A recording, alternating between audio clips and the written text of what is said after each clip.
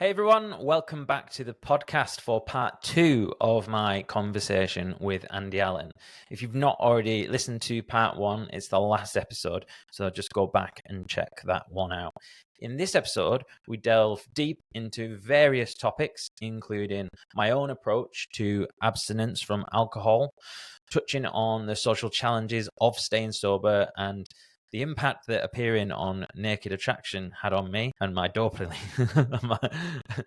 that Naked Attraction had on me and my dopamine levels.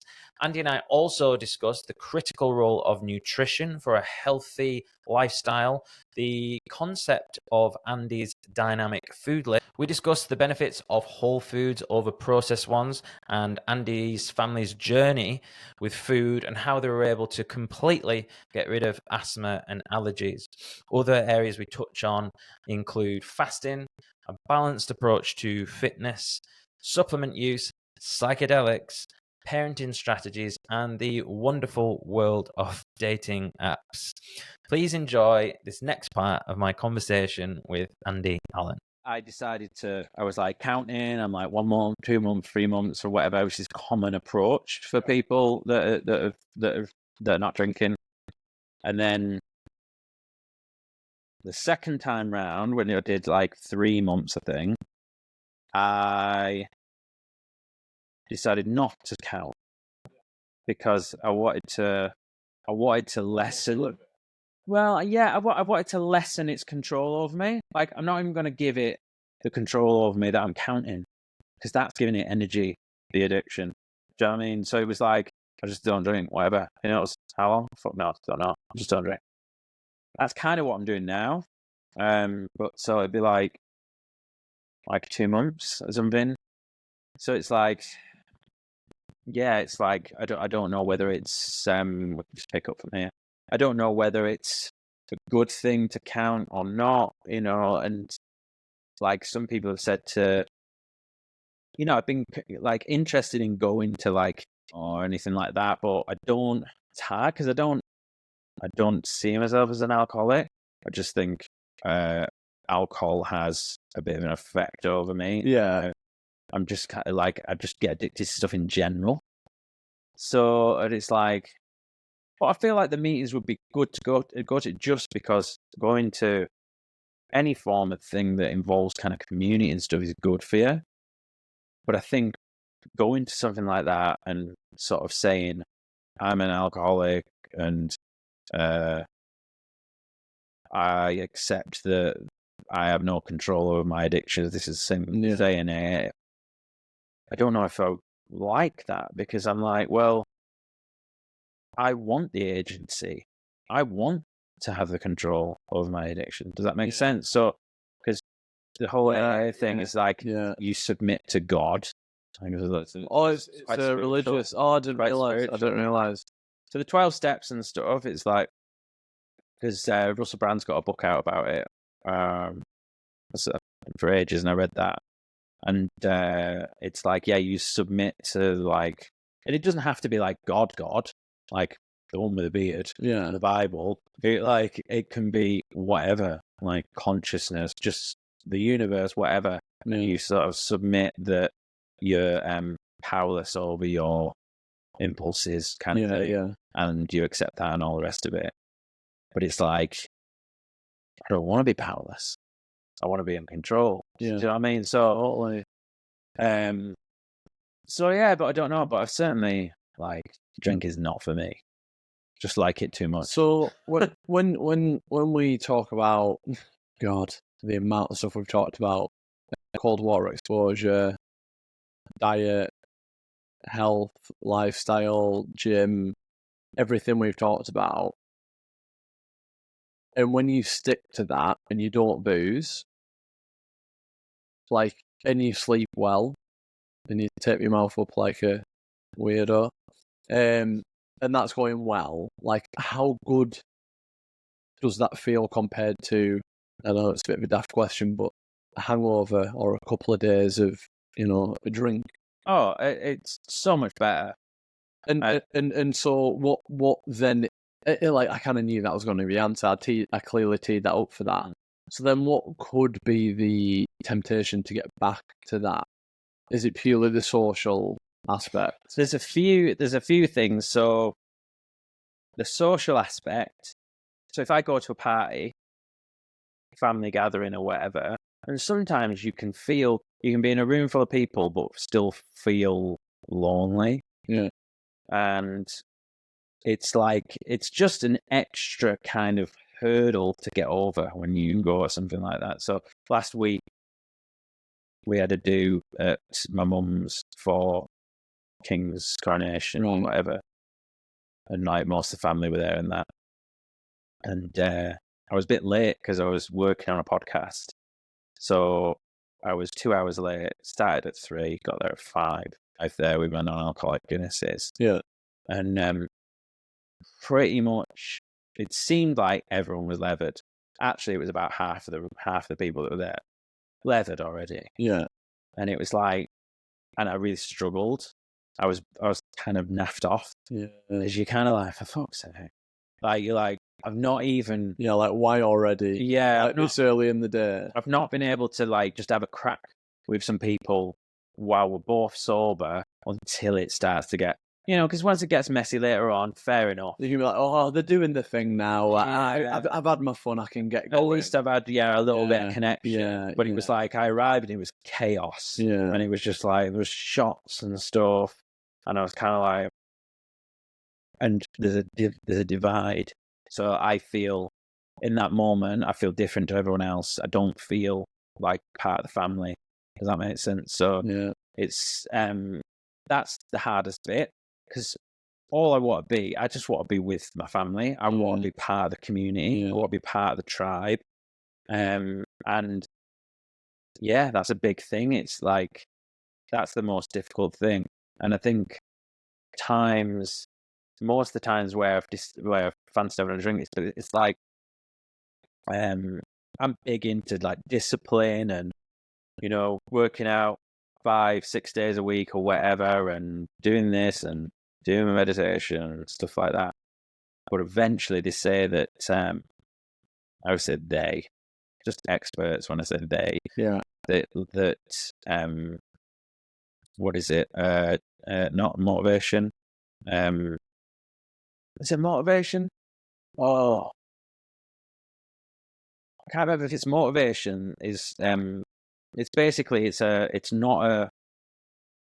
depletable resource, like that. Willpower is depletable.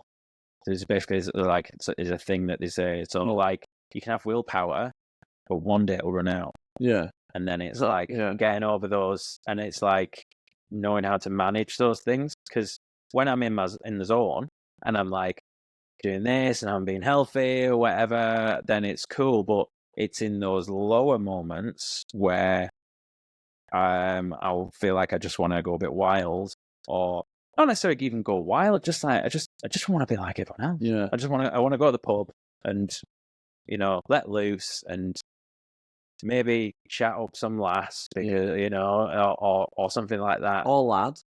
Or lad. I'll put that out there now. Not gay. So you mentioned that it might be a low moment that makes you feel like that, but can you not also feel that from a high moment? So, for example, you've had like a really good crack. Let's say me and you went out with Phil, and we were just out for an afternoon, and everyone started sober. I feel like we can handle our booze to a certain degree, and then you've stayed on non-alcoholic stuff. Right. So you're feeling like you've got a buzz and a connection. Like, is that also? That's also a trigger. Yeah. So it's interesting. I was listening to a book that was talking about this. So you've got the low moments that can be a trigger, but you got also the high moments can be a trigger, because that's also it's that dopamine, it's that buzz. It's like, why not? Like, I've done this long and I've waited for this moment. This moment's here. We're enjoying it. Yeah. Why would I leave this feeling? Yeah. But like, and it's like, why not?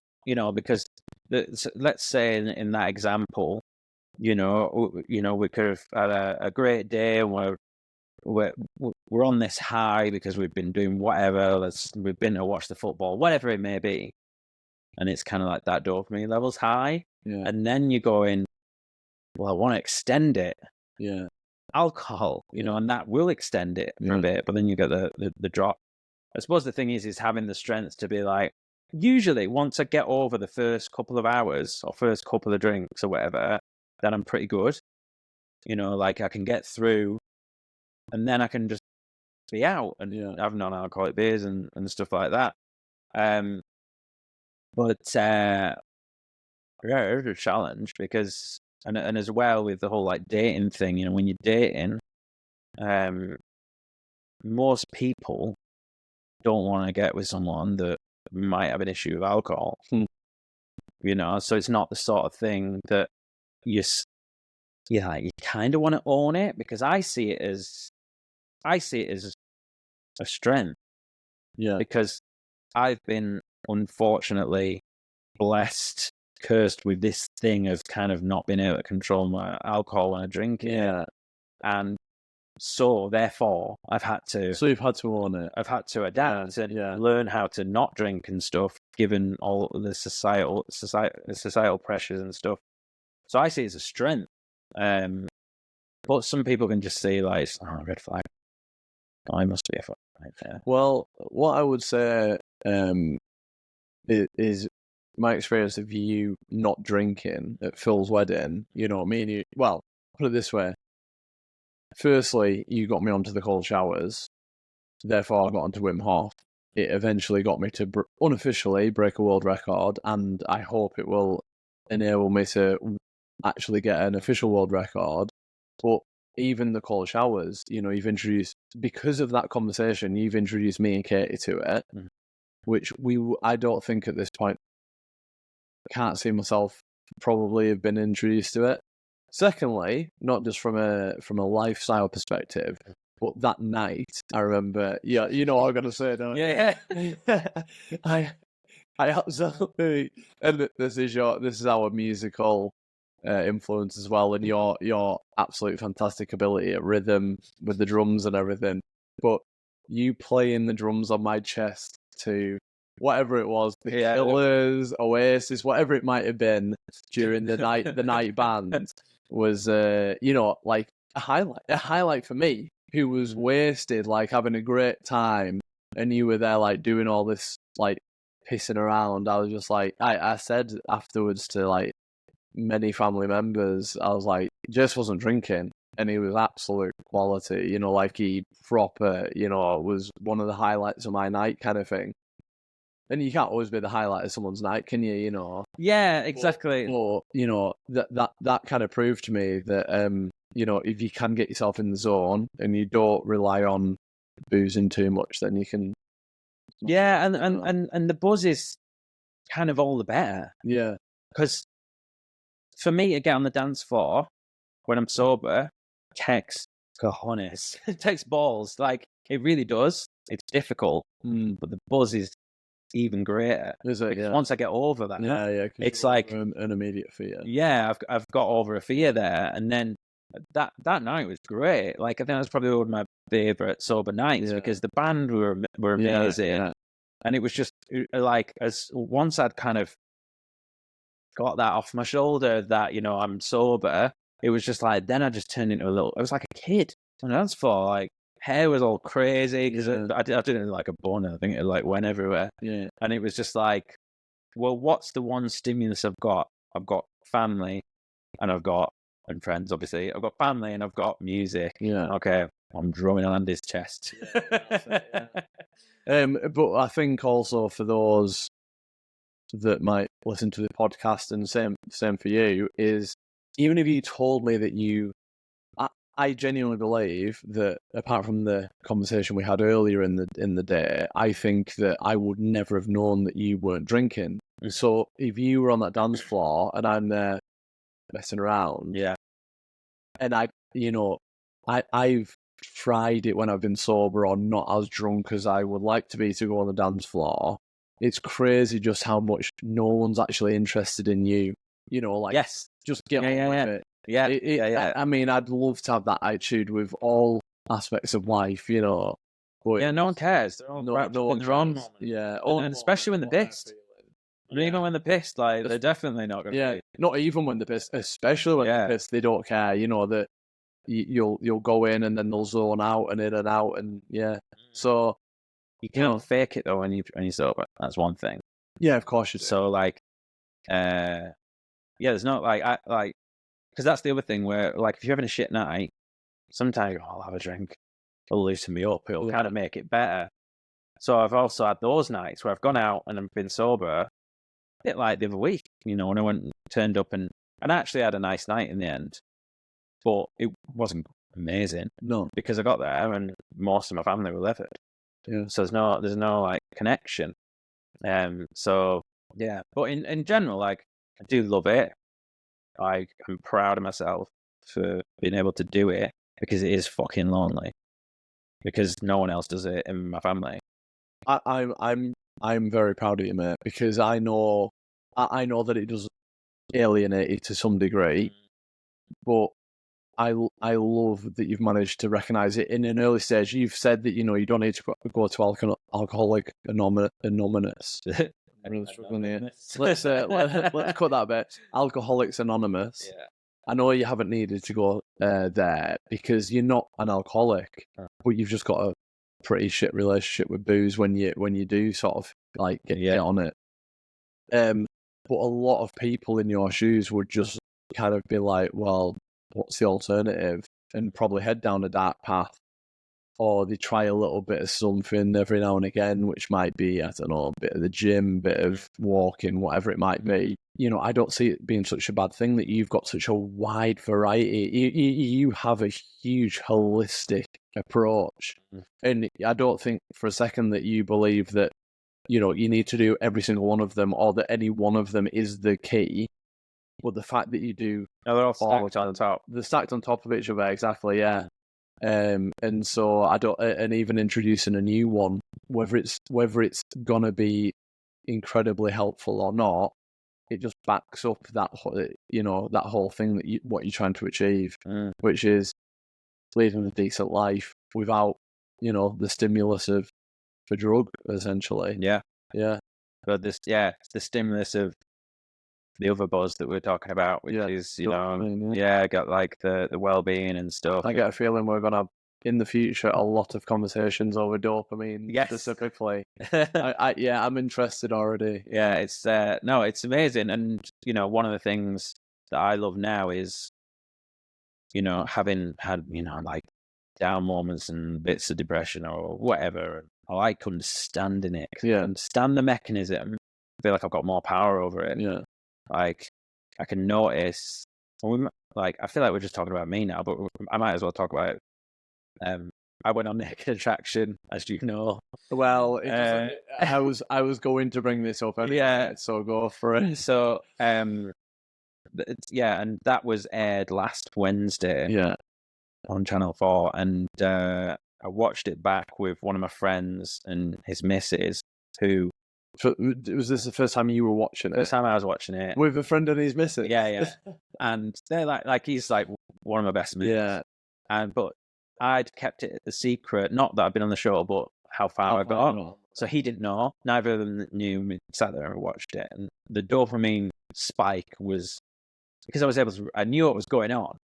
Like, not in the moment I was watching it, I wasn't just thinking, oh, dopamine, but like just afterwards reflecting on how I felt and stuff, it was a hell of a buzz. Kind of just like weird seeing yourself on telly. And thankfully, other than coming across a bit camp, I felt like I came across quite well. Yeah. So it was kind of like, I was watching it and I was like, it was like watching... I felt like I was watching Penalties. I had my cap out in my mouth like this. Worried about what? Because I just didn't know what was going to come up next. It's like, I don't know, is it going to be a really unflattering angle? Or is it going to be me saying something stupid? Is it going to be me going bing, bing, bing and look like a dickhead?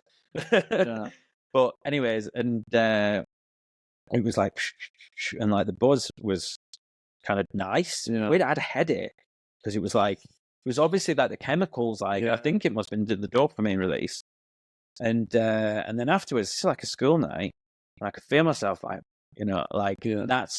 that's the addictive side of me, where it's like, I want more, more. So then I'm on like Instagram. I'm like, does anyone message me? And a few people had messaged me, but it wasn't enough. I wanted more. I wanted more attention. Like, why is like, and then I was able to clock myself, because in the past I'd have gone, well, I'm going to have some beers to sort of like numb it / carry the buzz or whatever. And obviously this big spike. Slept okay-ish, but didn't sleep great because I could feel this adrenaline still in my body. And next day I felt like shit. I felt awful. And then I'm like, back to the phone. Why does anyone message me? And then I found myself like spiraling into this like kind of like constant, just seeking out little dopamine spikes. And so I went really down because of that big spike. Went right under, and I had a few tough days of just kind of like, well, now what? Oh, great, you got your kit off on telly. Do you know what I mean? Because it's like that. That was my medal going on the telly or whatever. And then I'm like, well, now what? Oh, well done. Do you know what I mean? Like, and even when people did message me, like some people, oh, nice one, mate. And it's lovely that people said that. I'm like, so what? Do you know what I mean? Like, you're kind of like. But then I didn't like the praise, even though I wanted the attention. I didn't like the praise because I was like, well, I've not cured cancer. I've not done something like worthwhile. It's kind of like, it's just a bit like. And then a few people said to me, oh, so you're gonna go on Love Island, or you're gonna go on like something else. And I was kind of like, and I guess this is the trap where you go, oh yeah, I suppose I could do that. That's how I get that. Yeah. But that's how I get the buzz, is go on telly again. Yeah. And I'm like, no, I'm done with that. Like, that was fun and great. And story one day. Yeah, but I've done that now. Next. Like, not in terms of what's next, but I want to do something different, and I want to do this podcast. Like, do you know what I mean? So if I'm getting attention, I want it for having open, honest, and hopefully interesting and vulnerable conversations, and trying to just like take it up a notch that way and get attention in that way, which is more holistic. I know we keep saying holistic, but it's like, something that I'm working hard at to work on this podcast and try and have good conversations. Then if I get a bit of attention that way, at least it's not just getting my kit off. I think that explanation is really honest. Like it's really good to hear a very honest approach from someone who's just experienced like me, an enhanced level of fame compared to normal. Yes. And me and Katie watched it, and we'd been excited about watching it for a while. And yeah, you did come across great, and you looked really good. I was a bit jealous when Katie said that you're actually a good-looking guy and stuff. But you came across really well. But it's nice to see that the stuff that you've learned, these building blocks of all the stuff that you've done, and this, like, the conversation we've had about dopamine, which really we should have some knowledge on before we actually start giving it credit. But it totally makes sense that you would recognise that it's these little spikes that are just shit for you. The likes, chasing it. So I deleted all my apps. Yeah, and it doesn't because I had to fill it back up. Yeah. So at the end of the weekend, I deleted all my apps, and then I went out walking, tidied the house, and had a much better time. Yeah. Like, again, I'm trying to fill up my trough. Yeah. With nice activities that aren't looking. And but yeah, it's a constant thing with if you, I think a lot of people will be addicted to the phones or whatever, but some people are more susceptible. There's a woman who wrote this book on dopamine called Dopamine Nation. She's called Andy Allan. I'll link the book in the show notes. And she said, like, if you're struggling to understand like what it's like for someone with addiction, it's like, so let's say you've got an itch on your arm. That's maybe like a scab or something you shouldn't itch. Yeah. So your prefrontal cortex, your forebrain will go, I'm not going to itch that. Even though it's itching, if I itch it, it'll bleed. Yeah, it'll get worse. But what happens when you go to sleep? or you're distracted, most of the time you itch it. Or, if you've got mozzie bites in the night or whatever, even though it's bad for you or whatever. And that was her explaining what it's like to have an addiction. So when you at any point your focus comes away from it, and there you go. It comes in. Then you can I'll get pissed or not even get pissed, or I'll, even in the past where I've done experiments with moderation, I'd with moderation, I would try maybe I'll have pint then water or whatever. Yeah. I'd have a good night. I'd only have 5 pints of water, and I'd feel okay the next day. Focused. Yes. And maybe try it again. But then what happens is, well, I've done that twice now. The whole water thing or whatever. But it wasn't too bad. Maybe I'm okay. Yeah. So then I don't have the water. Yeah. And the next minute I've had 10 pints. Basically, you've got to assume that we're to do it well or be successful with it, you've got to assume you're an idiot. You've just got to be like, no, I'll never learn, so therefore stick to this every time, like this guidebook of whatever it is. Yeah. Don't deviate from it. Don't think you can outsmart it. Don't think that you've overcome it. Yeah. Just stick to it, basically. That's why, sometimes I've gone on social media and said I'm an addict. I did it when I was drunk once. Yeah. And it was actually a real low point. It was horrible. Well, I did it because I wanted to be kind of a cry for help, but it's also don't let me think otherwise. Yeah. Remind me. Yeah. Yeah. But there's a lot of ego. There's a lot of letting go of your ego there, because of what I don't like. Because then you don't want someone to turn around saying, your dad or someone oh, should you be doing that? Then you go, I'm gonna fucking do it. Do you know what I mean? So it's getting that balance. But we talked a lot about alcohol. So no, we said at the start of the podcast before it even started, ask some questions back. I'm happy that. Yeah, as long as because I'm going to be honest, I have not yet had to deal with alcoholism in my life, directly, either myself or anyone else. Likewise with depression as such. But I have a lot of interest in it because it is so pertinent to what a lot of people are going through. So I do kind of use you as a marker a little bit as what someone can do, can achieve, can also slip back into. I've heard some stories about your earlier days about how loose you got with alcohol and stuff, it's eye opening what it can do to people. So I definitely appreciate you mentioning all this stuff and opening up. Yeah. Well, it's one of those, isn't it? It's I'm your cousin. Yeah. It's not about the point. Yeah, no, I appreciate that. But also, it's it's good that I'm kind of, don't get me wrong here. I'm kind of shit. I'm opening up a lot about this, but if it can help someone else, do you know what I mean? If someone else is going through it or whatever, or might have this I feel like I'm not an alcoholic, but I've kind of got this weird thing.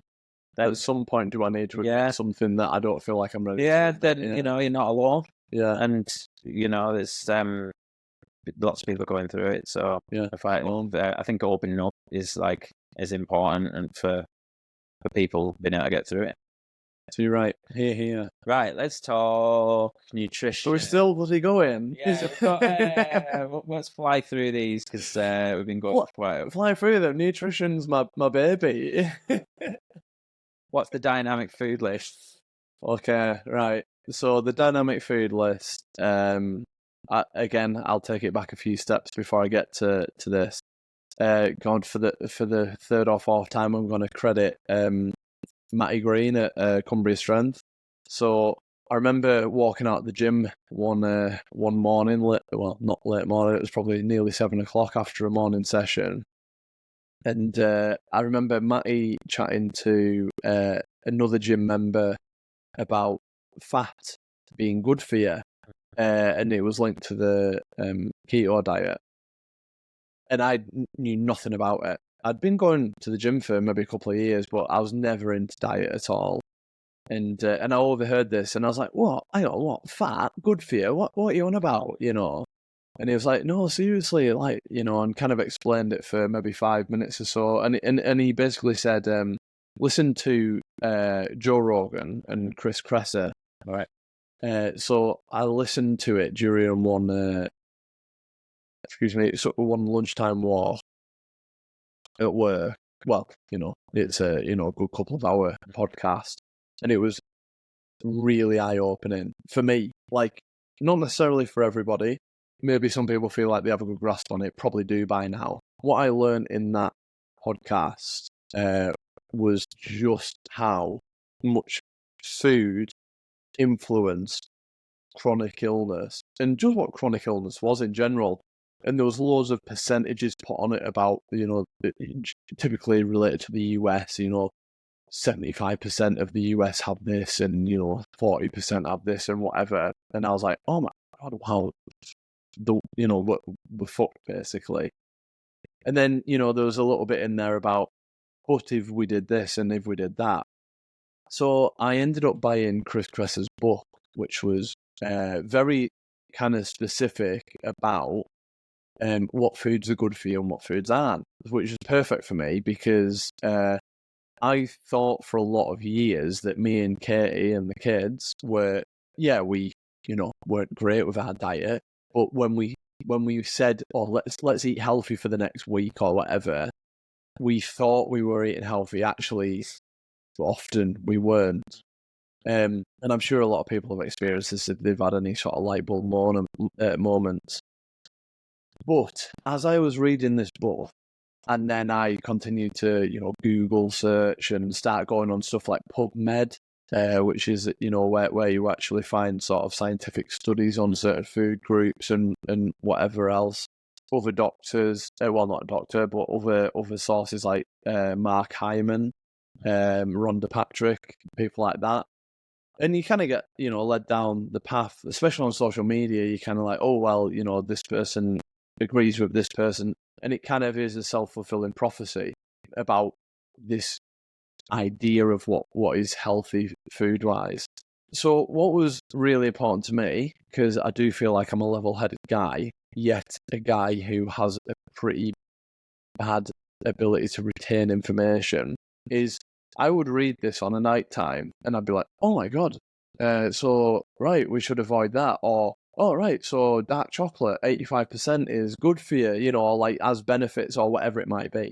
And I was like telling my wife this, and she was like, all right, okay, cool, I'll go and eventually, being a bit of a data geek, I was like, I need to actually retain this information because I'm going to forget this, you know. So what I decided to do was I made a list, which eventually got called the Dynamic Food List. And the list was lots of food groups. So it might be condiments, fruit, veg, meats, spices, whatever it might be. And a list of all of the foods that come within them. So dairy would have milk and cream and cheese and whatever else.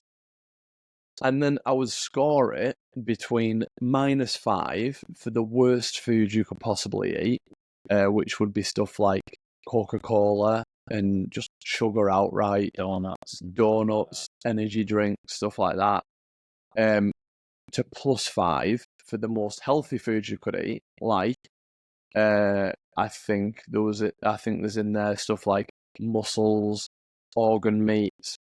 I think broccoli and stuff like that was sort of a 4, so really high up. Mussels. Yeah, right. So shellfish are really, really high in that. So I created this list, and that was it.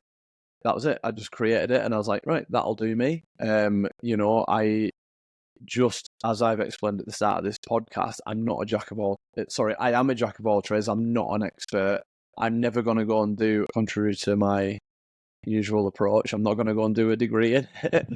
And I was like, I need to know this information. It's so important, but I need to make it simple for me. And I also need to make it so that at some point in the future, years down the line, I can look back at this list, and although in 5 years' time, I won't remember what the reason was behind that score.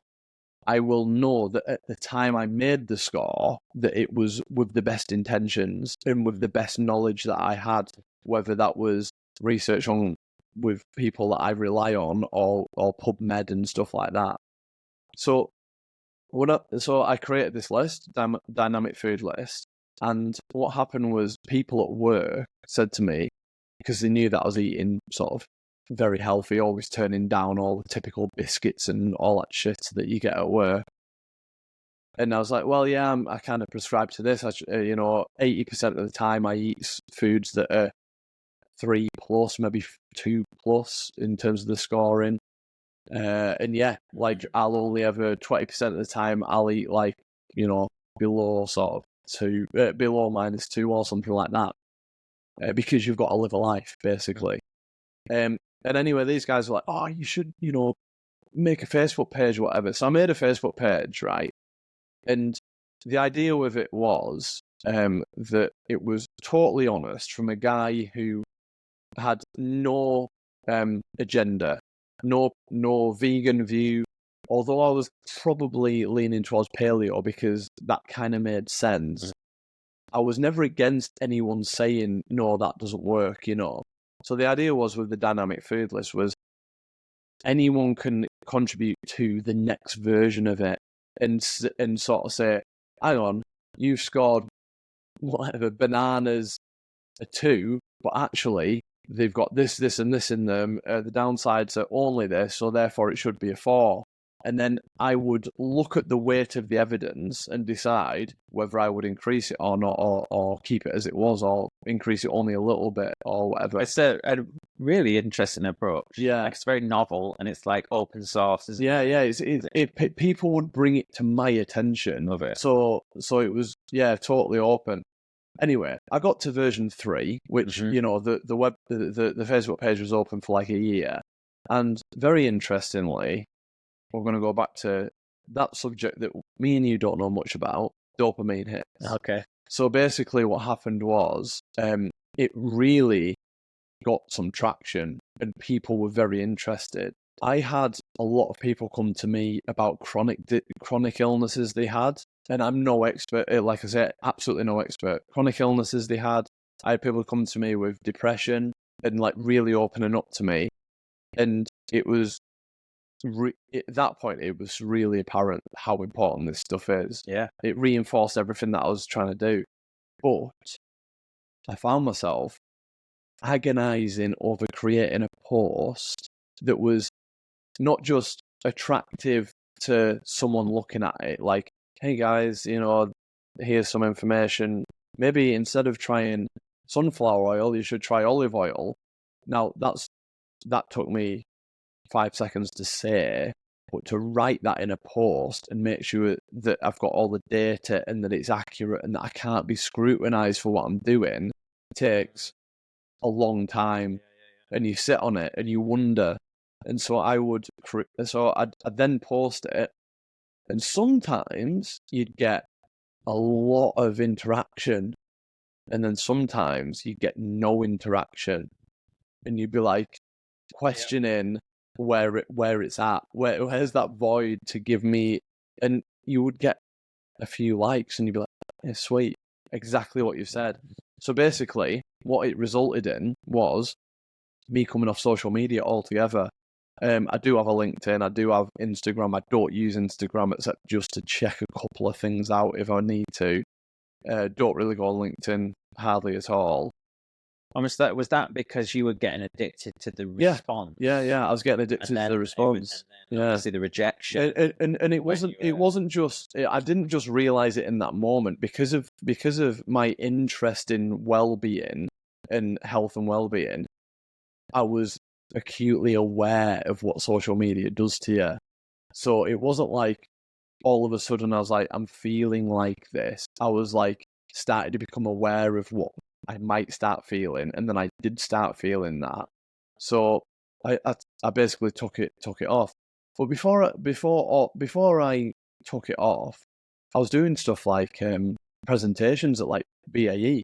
So I went into BAE. I took a holiday at work to go unpaid to do a presentation on the dynamic food list at BAE because I just had a huge passion to let people know what I was aware of, thinking even if I inspire 2 or 3 people about, simple stuff like don't use sunflower oil, use olive oil or coconut oil or whatever, then that's going to do you a world of good. Like you're probably going to prevent the chance of cancer or whatever it might be, some chronic disease, or decrease the risk quite a lot. So right now I sit here and I'm thinking you might start probing me on, well, what about meat? What about this? What about that? What about that? But all I know is this. When I was fully invested in it 4 or 5 years ago, I created that list. I also gave it 3 iterations where I let people feed in. And even if that list is 85% accurate in terms of scoring, that is going to give me and my family a huge advantage to be healthy and have good well-being compared to the typical Western diet, and that's why I don't look at vegan. Although I do think I would question the vegan diet, I would question the vegetarian diet. I don't have anything against people doing that. I guess the only time I do have an issue with it is if their views are being forced on someone. Only like if my view of the dynamic food list was forced on people, But I think anyone who's thinking outside the box from the typical Western diet are going to do themselves some good. I would just say to people, make sure you're open and honest and ready for a bit of conflict and work out what that conflict means for you against what your beliefs already are. It's got to be the most vicious is the correct word, but in terms of controversial area to talk about on social. Yeah, perfect. Yeah, because there is so many different things, and obviously we've sort of touched on it, but we can talk about it. I was vegan. Yeah. And I think the last time we spoke about it, I said I was eating meat at the weekends. I'm eating more meat than ever. Yeah. Now. Yeah. And in general, I feel better. And the reason I did it was, I still, in an ideal world, like I think the vegan thing's great. I think the care for the animals and stuff like that. I still kind of believe in that. Yeah. But I suppose I'm just selfish. I'm more selfish now, and I'm thinking more about myself and more about. I've come away from feeling guilty about being alive because with like how things have developed with like them, climate change and the population of the earth and stuff like that. You start to feel bad about being alive. Yeah. And it's like, that must be messing us up. Yeah. And it's like, what about the joy of just being alive and eating good food and not feeling guilty if you didn't put all your beans tins in the recycling or whatever. Low sugar beans probably. But yeah, and so now I'm just kind of like, and as well, I think because of the alcohol thing as well, it's kind of like, I was not drinking or I was not having alcohol, I was doing this and like all these things. Like, I just want to enjoy some stuff. Yeah. And actually, so next week we're doing the barbecue and street at yours.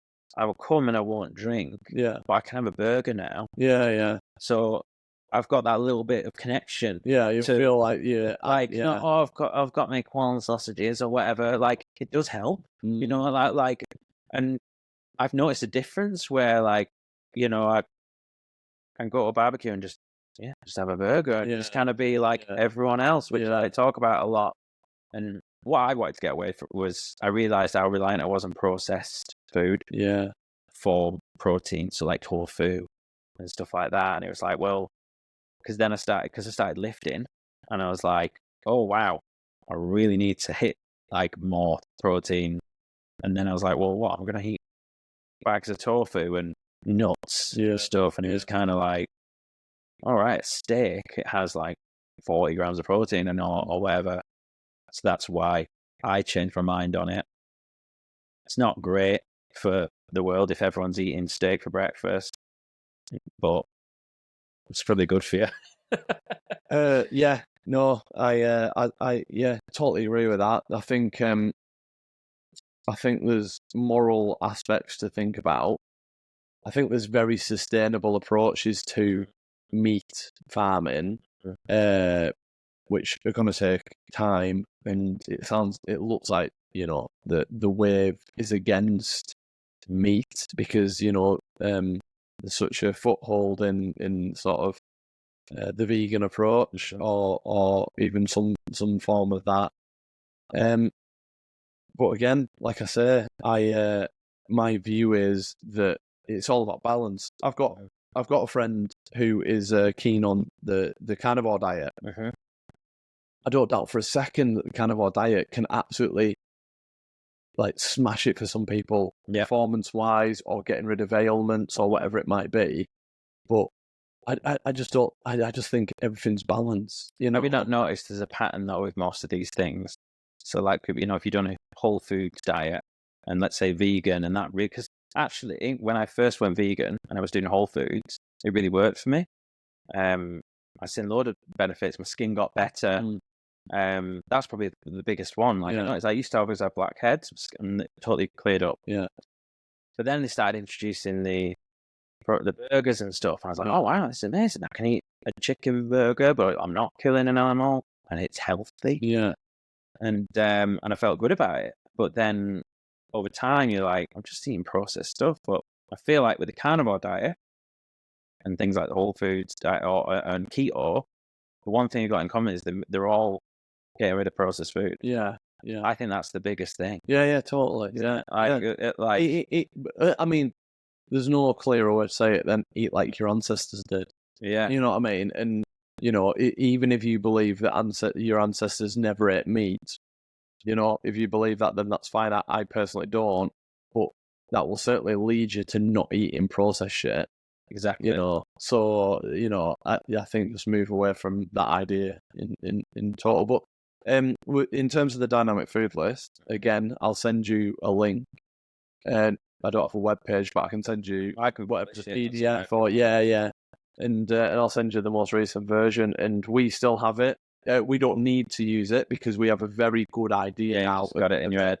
Yeah, it's in our heads now, which took time, but we have it inside one of our cupboard doors, and every now and again we'll open it up, and and if nothing else, sometimes you open it up and the kids will be like, oh, so whatever, potatoes, whatever, what are they? And you'd be like, well, open up the cupboard, and they go and have a look, and then we can have a conversation over it. So it helps with that family discussion and nurturing, the learning around that.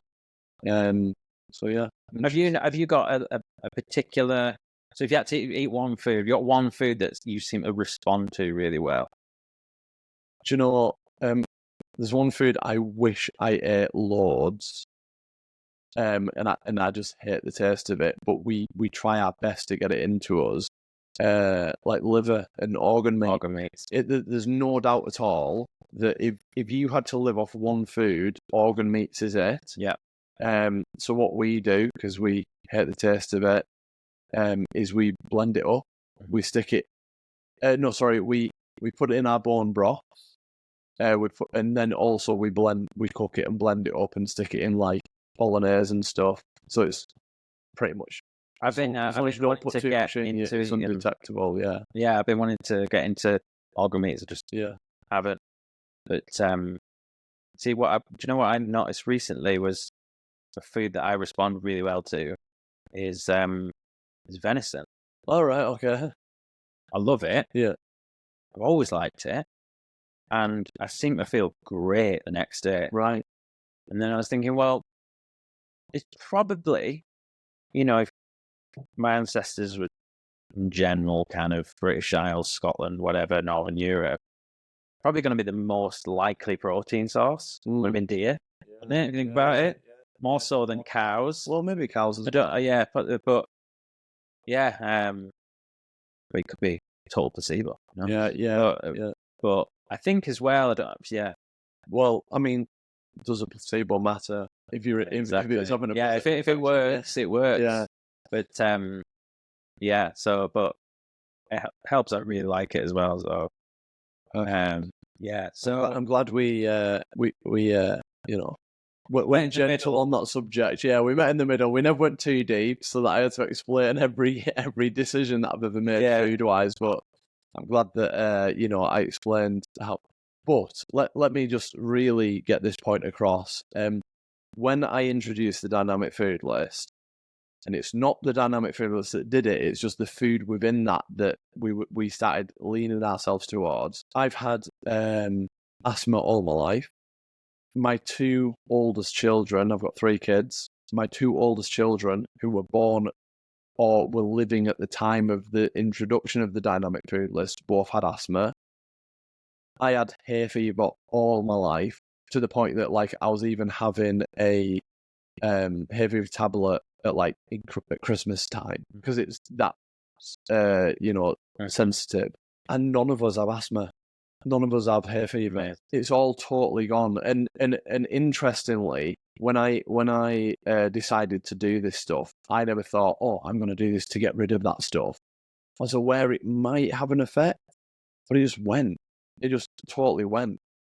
And if that's not a signal enough to carry on with it, to see my children who were like needing inhalers and getting out of breath and stuff, and coughing at night, like child asthma often sort of brings itself up in coughing. It's gone, totally gone. None of them have got asthma. We went back to the asthma nurse. This was a couple of years ago now, and we took the kids. And we're like, yeah, they don't have asthma anymore. But go and test them, and they tested them. And they're like, oh yeah, like breathing's brilliant, and so they don't cough at night. No, nothing. They were like, right. They were kind of lost for words, and I obviously was very proud of what we'd achieved. So I outright said to them, I think it's to do with the fact that, we have introduced this kind of eating and avoiding this food. And what really surprised me and frustrated me at the same time was the nurse said, really? Oh, wow, that's weird, isn't it?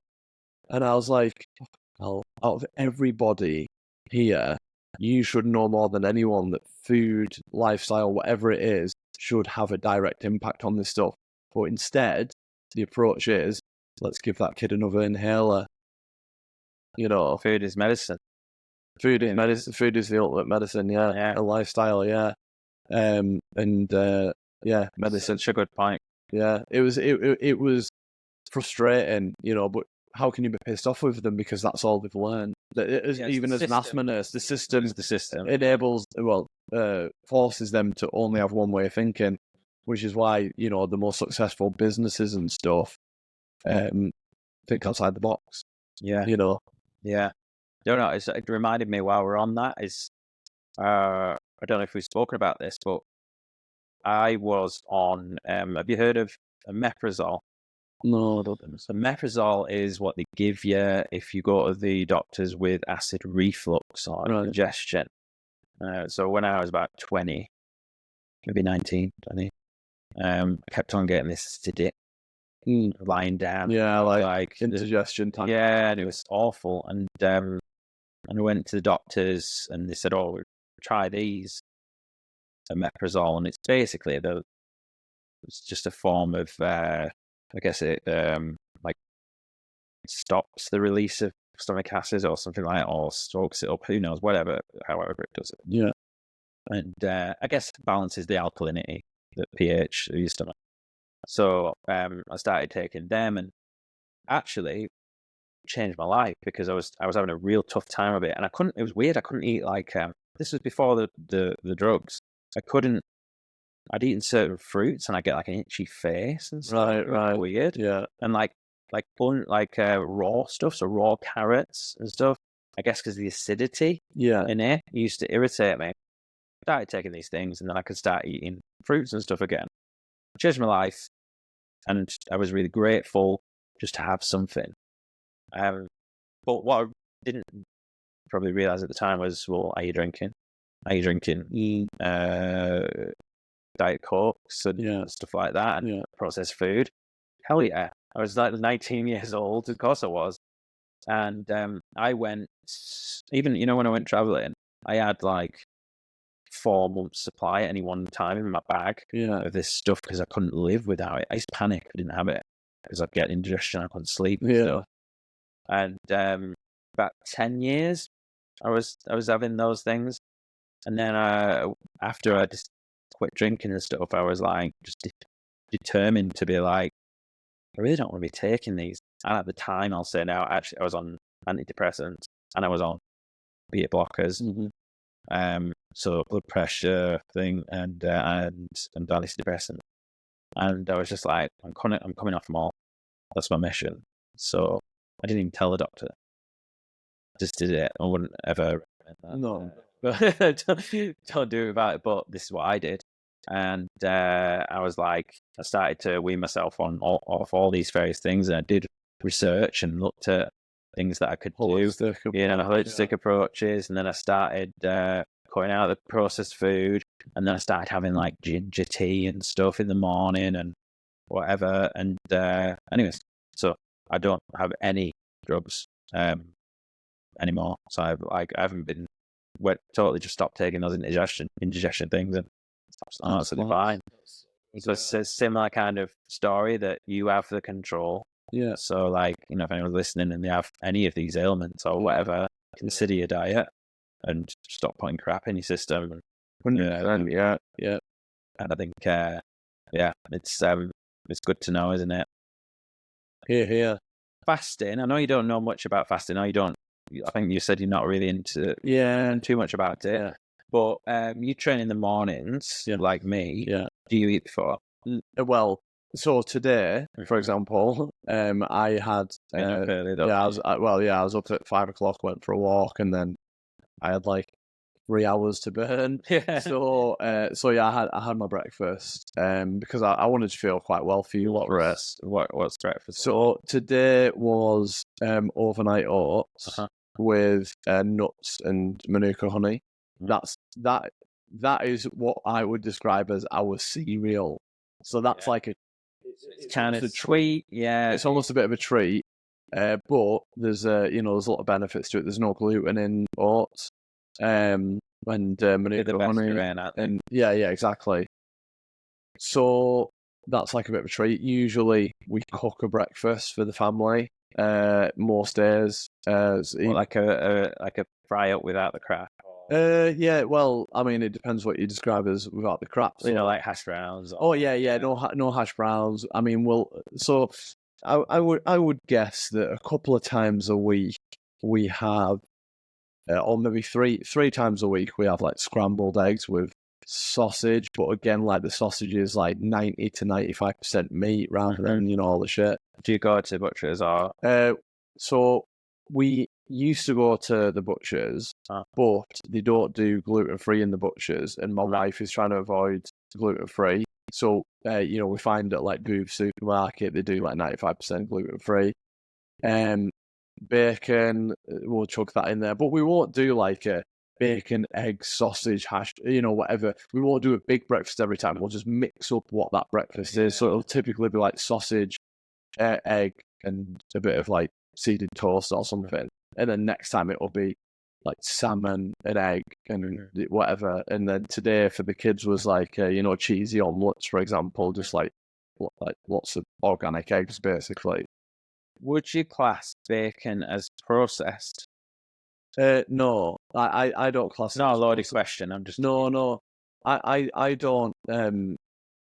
We don't buy cheap though. We buy good stuff. That is also outdoor bred. So it's like really important to us as much as we can, and it's not. Price has to come into it. You can't just absolutely burst the bank just to have your bacon sarnie. You know what I mean? But we go for outdoor bread. We go for organic where we can, which is probably quite rare these days. When I was right into it, I was like, oh my god, it has to be organic. We can't possibly put any other meat in our mouths. And that's not the case at all now. We'll go outdoor bread. Sometimes, something not quite as strict as that. But no, I would certainly not class it as. If it's what do they call it, dry cured, or I'm happy with that. I suppose I avoid yeah. the typical, It's from the co-op. 16 rashers in a pack or whatever that's like £2. Yeah. That we will never go for that kind of thing. But I suppose it's what additives are in it. If it's got like, what is it, like emulsifiers and stuff like that. Well, it's the same thing as everything. I turn the packet over and look at ingredients, and if it's not really simple, then I'm very uncomfortable with it. Yeah.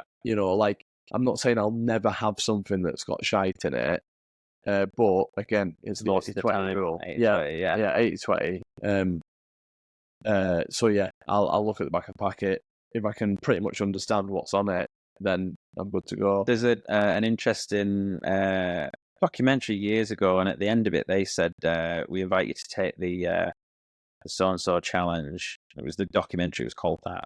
Like, it was one of the first ones that started talking about sugar and stuff and additives. Anyways, and it was basically, they were like, go 30 days, and you have to only eat foods that have ingredients in that you can pronounce. Yeah. I don't know. Well, that's quite a good Yeah. I can't pronounce it. Yeah. It's not probably good. Well, when I did my presentation that I put together for BAE, and I presented to a couple of like groups of people, one of the things was I put up an ingredients list, and it had about 50 ingredients, most of which, probably 75% you won't be able to pronounce or at least understand what they are.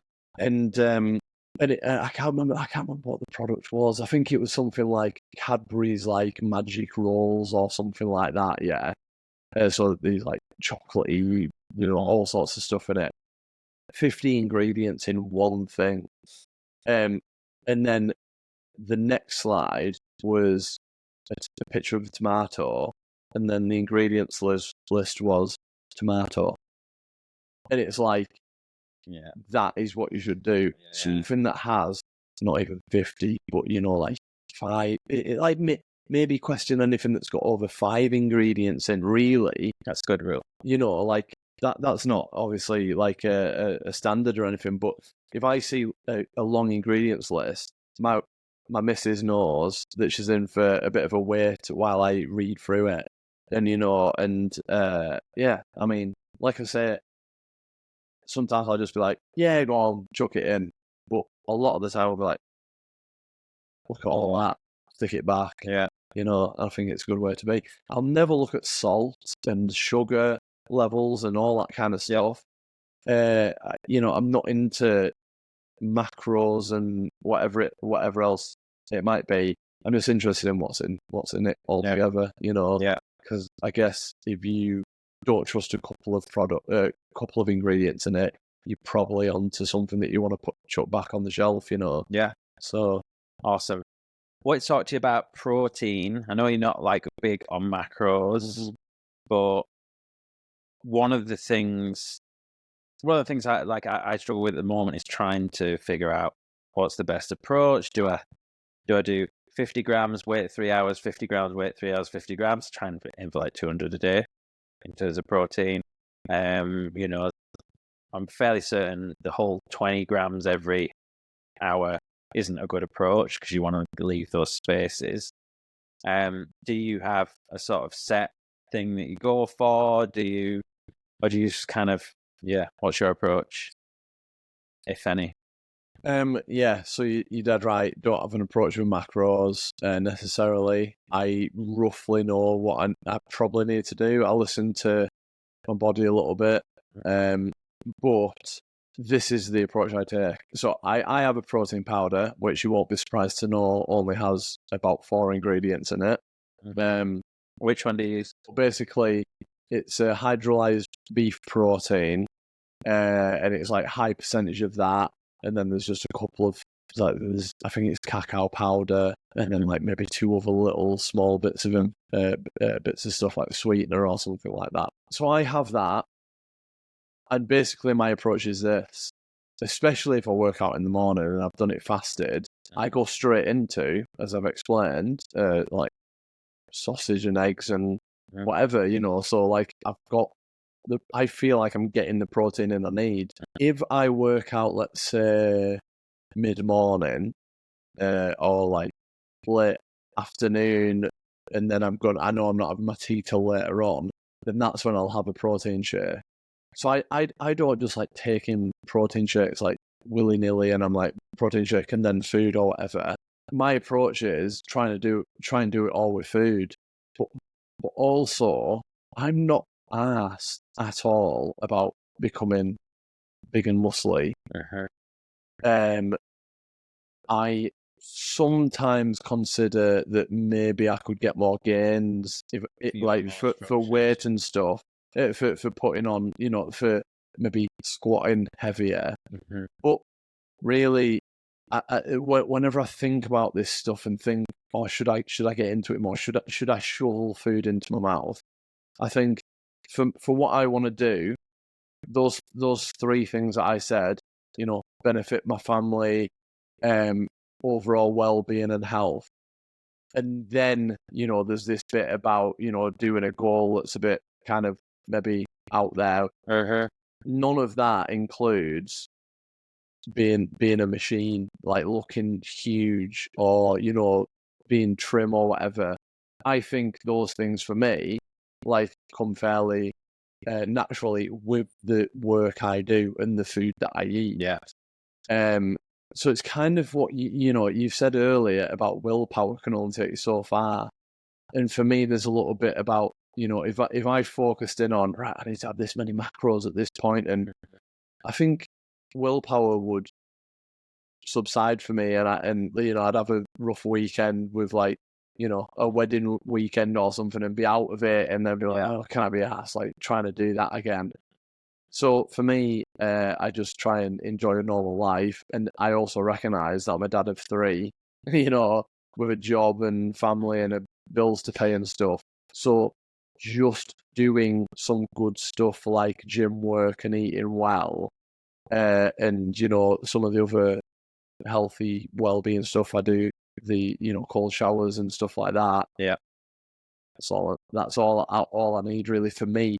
Yeah. Now, if you're asking about advice for people who want to put muscle on and stuff, I don't doubt that I could put more muscle on if I shoveled more food into my mouth of certain quantities of certain type of macronutrients. You'd likely have more fat on you as a result. Yeah, exactly. Even though if it's just protein. Yeah. I think that's one of the things, because I've told you that I've been trying to gain weight. So I'm naturally kind of quite thin, quite, I'm not a big guy.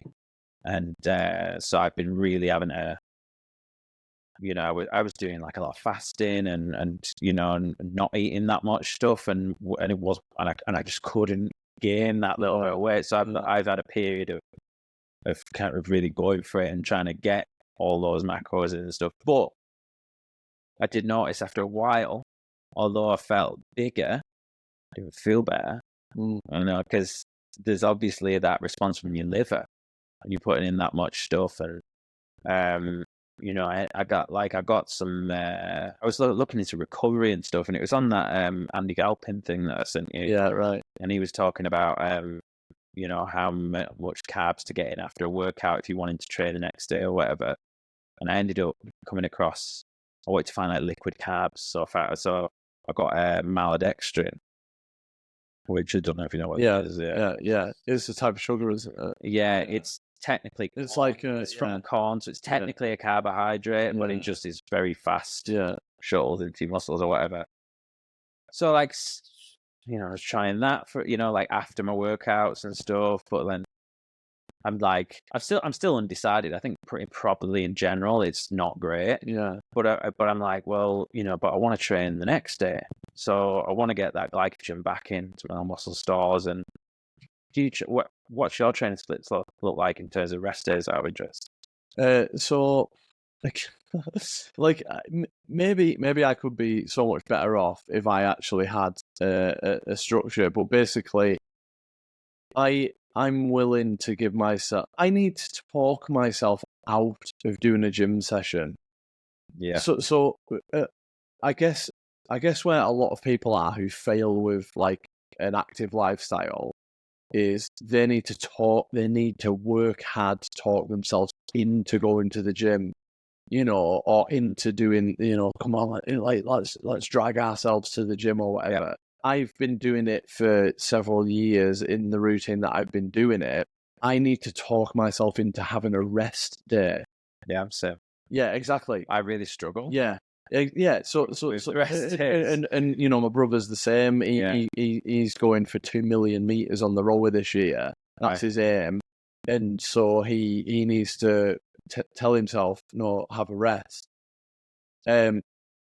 Fortunately, I know how important it is for a rest day, so you kind of cannot kick yourself quite as hard. But yeah, that's what mine looks like. But when we go back to the nutrition and stuff, and like, oh well, how much? Again, I value some stuff so much more than actually getting the food into you, or the types of food into you, and it's stuff like sleep. So I would say, rather than agonizing over how many like nutrients you should get into you of certain quantities, instead make sure you don't have coffee after midday, and you don't have any food after say 6 at night. 2 hours before bed. And well, no, even earlier. I'd say make sure your digestion process is done by the time you get to sleep, and then drink water wise or any liquids. Certainly not alcohol. So you're getting like a natural 12-hour fast then, aren't you, basically, by doing that? Yeah.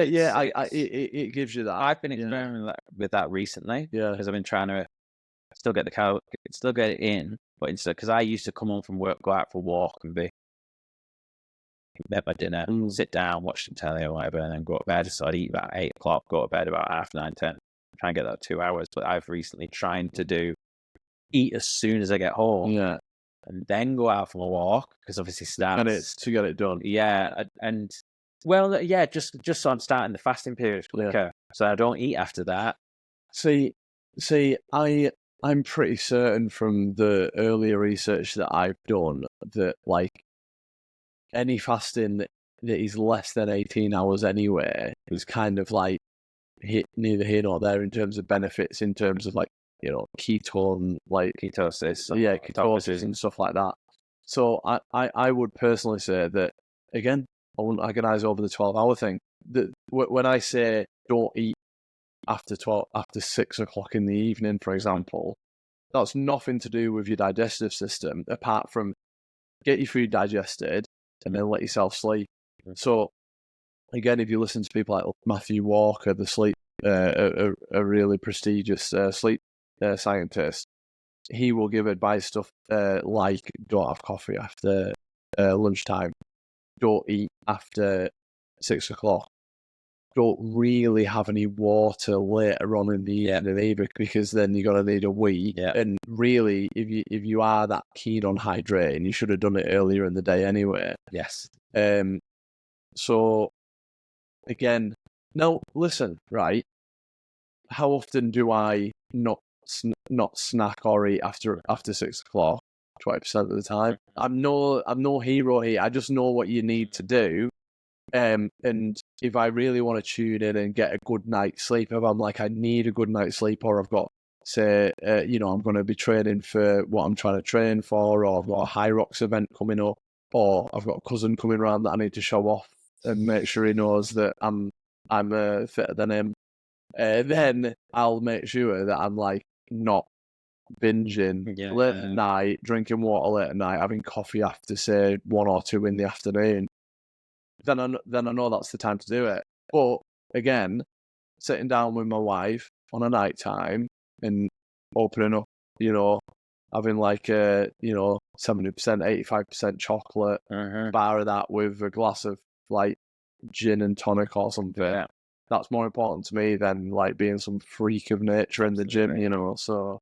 Yeah, I think like say like that, yeah, majority of the time, or 20%, 8% of the time and 20% off is a good approach. Yeah. And it's like, it's having the foundational stuff. It's like, if you're not sleeping 7.5 to 8 hours a night, and if you're not, making sure you're getting out and getting some sunlight and spending time with your friends or seeing your family or whatever, like they're the foundational things, aren't they? Yeah. Then don't worry about your protein intake. Do that stuff first. Yeah. Do the foundation and then start building the other stuff on top. Yeah. Because it's like, people are like obsessed about supplements and stuff like that, but it's like, well, how often you're working out, and Yeah. like you got to do that first. The only supplement, apart from when I've mentioned, the protein if I'm not about to eat after a like hard session, the only thing I've introduced, and it's only been of late, is Brandy's Cis, and it's basically Electrolytes. I've got as well. So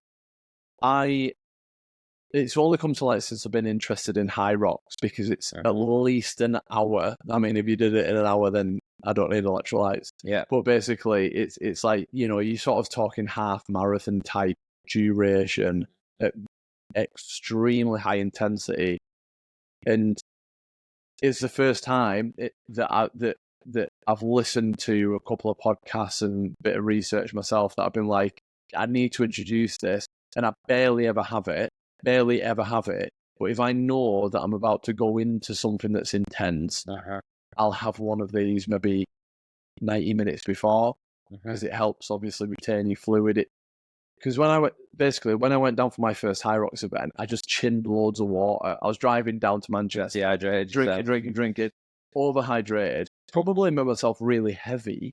Like in the when you were process. diluted all the salts out of your system. Dilute all your salts out of your system. You need to piss all the time. And so what I did was I listened to a few of the experts, and they're like, no, you don't need to do that. You just need to sip away at some electrolytes, and it'll retain your fluid.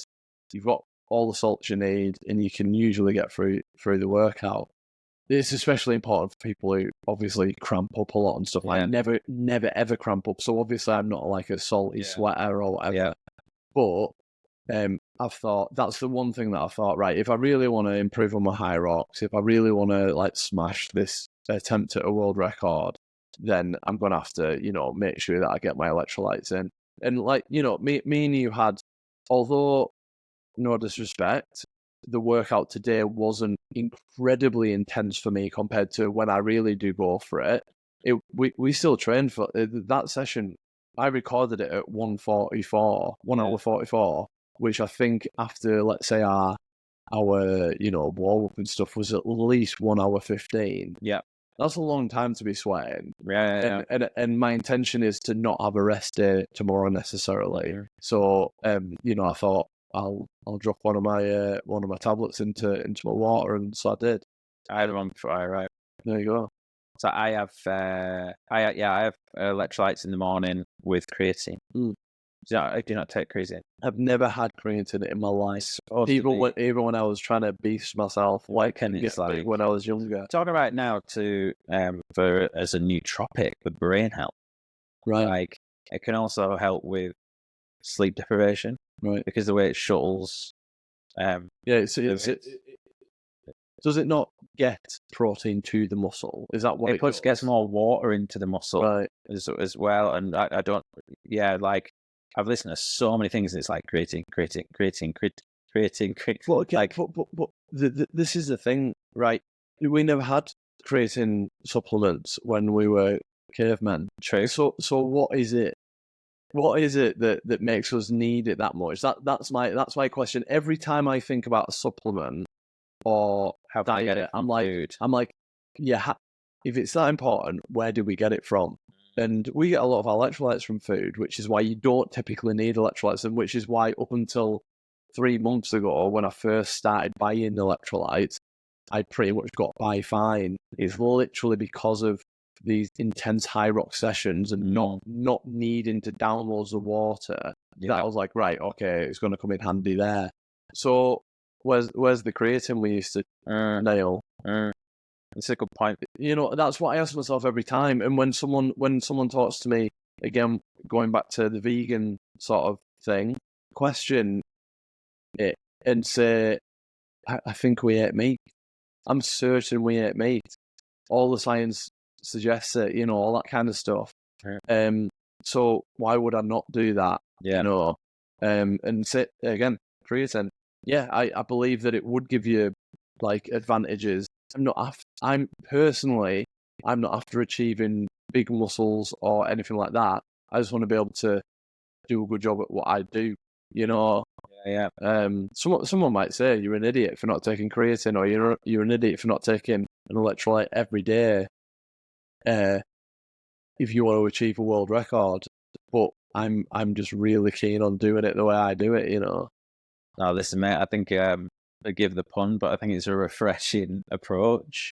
I do I must admit, like I'm big into I'm always I geek out the supplements. Yeah. But maybe I should. It's one of them because I think because I feel like I'm really fighting against it to try and get somewhere with gaining a bit of muscle and strength and say, right, what else can I do? What else can I do?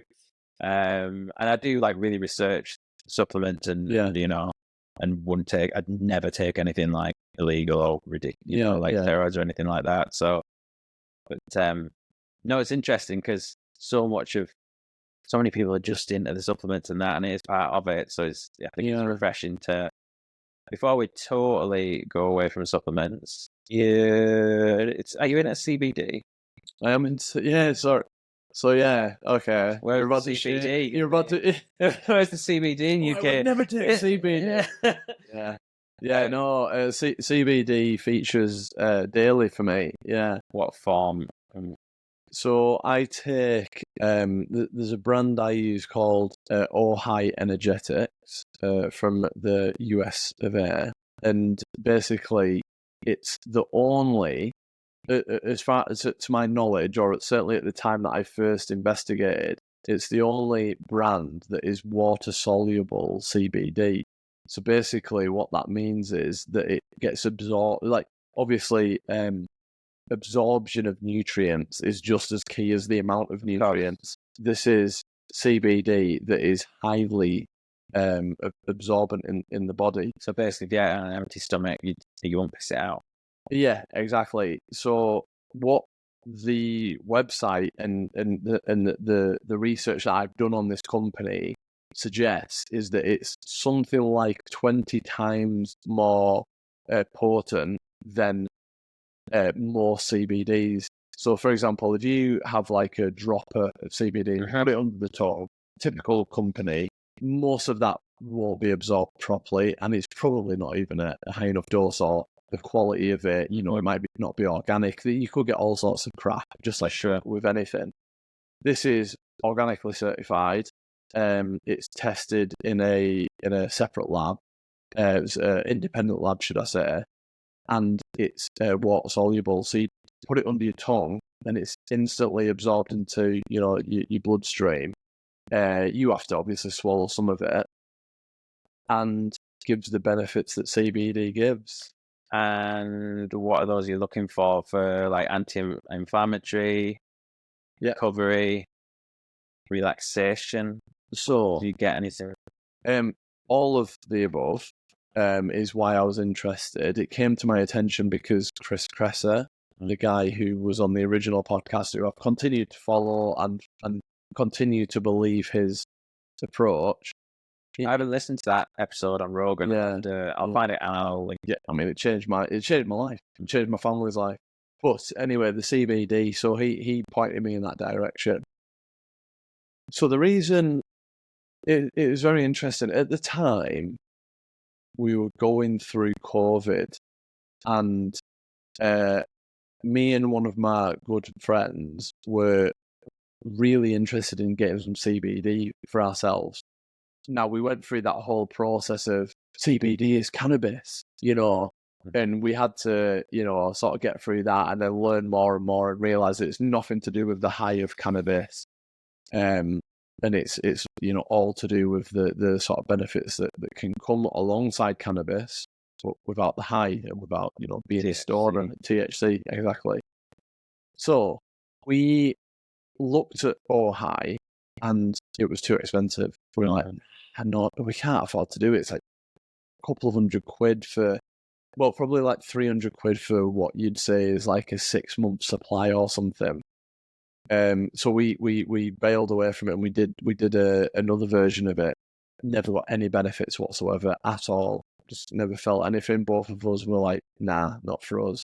So anyway, we eventually bit the bullet, and we got this high stuff. And when it arrived, at the time, I was the lead on setting up the vaccination centre at down at GlaxoSmithKline, GSK, for the Ulverston Vaccination Centre, and it was, as you can imagine, pretty intensive. You know, like, not only do you feel the stress of setting up a new setup somewhere, but you've got the thing that's like, well, if you fail to do this well, or you delay too much, basically you're not getting vaccines to people, and someone, you know, like, you don't think someone could die because you're delayed by a day, but there's certainly some kind of real life pressure. It's real life pressure, exactly. And I didn't realise just how much pressure I had on me. I was working from home at the time, so there's probably additional stresses with being working from home, and, you know, all that shit that was going on. So this CBD arrived, and the all high stuff, and I took what was prescribed for, like, your first go, which is more than what I need to take now, and it's to get your, like, cannabinoid system, to meet the needs of your cannabinoid system, basically. And I remember taking it for the first time, and I took quite a lot of it, and within about a minute, I went back to sit at my little workstation at home, and I still knew everything I needed, all the pressures I had, I was still fully aware of. You know, the stuff like the deadlines I needed to meet. I never felt spaced out whatsoever, but there was something that I just felt like totally the stress was taken out of it. And it was such a good, like, I didn't realise how stressed I'd been before it. And I was like, oh my God. And then the whole process with this is that the more you take, the more your cannabinoid system becomes, the needs of it are met. You're like loading. Yeah. So unlike other drugs where, let's say, alcohol, you might need more. This isn't accurate, but let's say, for example, you need more of it to get you pissed because you build up a tolerance. It's kind of the opposite with CBD. You actually, it goes the other way. You meet the needs, and then the needs are much less each time because you sustain a level of it. So what I do, so I have one dropper a day under my tongue every morning. I don't feel anything from it. I don't feel anything. I just know that I'm overall more of a chilled out sort of headspace. I've got the headspace I need. And what was quite, sorry, just mouth's going dry. Apart from the first time I took it in quite a high dose, and I really realised the difference. The other example that was so clear to me was I went for an interview at my previous workplace, and I was sat outside, and I was like, right, I'm going in for my interview. So I took my CBD, and I'd already had it that morning, but I took like 2 more droppers. And in that interview, I had total clarity of thought. Like, again, not spaced out. I was totally me, but I felt relaxed. There was 5 people in the interview. I felt totally relaxed, and I had clarity of thought. And when questions were coming into me, I could come to them very quickly. Amazing. Just like I would hope I would, but without there's the nerves. But there's nerves and pressure that you would attribute to, like, going into an interview.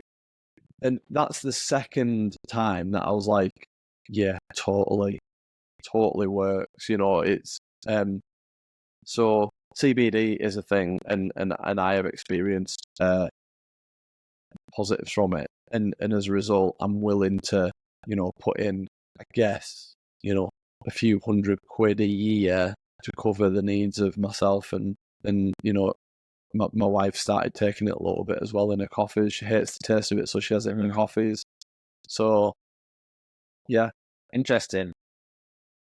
Surprise, surprise. Yeah, I do take it as well. I've experimented with some sort of cheaper ones, expensive ones, and I actually settled on the gummies. Right, okay. I felt like they seemed to, I guess, I don't know if it's the way that, because it's kind of cooked into it, it just seemed to have better effect. Yeah. Similar to you, I don't feel like spaced out or anything. but I felt in general my sleep is less fragile. Yeah. Who knows? Like I said, Yeah. I stack all these things on top of each. Yeah. But I'd be interested to have a look at the one that you get. What do you know? What I don't know actually. Like I know that about the cannabinoid receptors within the brain. When you talk about the needs being met as a evolutionary or adaptive side to that. So let's go back. Like, where's that come from? Yes. Yeah. I totally agree. And I'm not 100% clear on it. I remember at the time, this is just like my brain being a sieve, and at the time that I did the research, I'm happy with what I knew at the time. But I think I remember that we did dabble with that stuff regularly. You know, that we'd smoke it, whatever, eat it. I don't even know, it was part of our lifestyle. Just like I fully, let's not get into this right now. This is for podcasting 2 years' time, back when I feature magic mushrooms. Exactly. Magic mushrooms, psilocybin mushrooms. Yeah. It's so clear that was a way of life for us. Why, like, how on earth couldn't it be to give you such an amazing? Not that I do them. Yeah. I've never done them.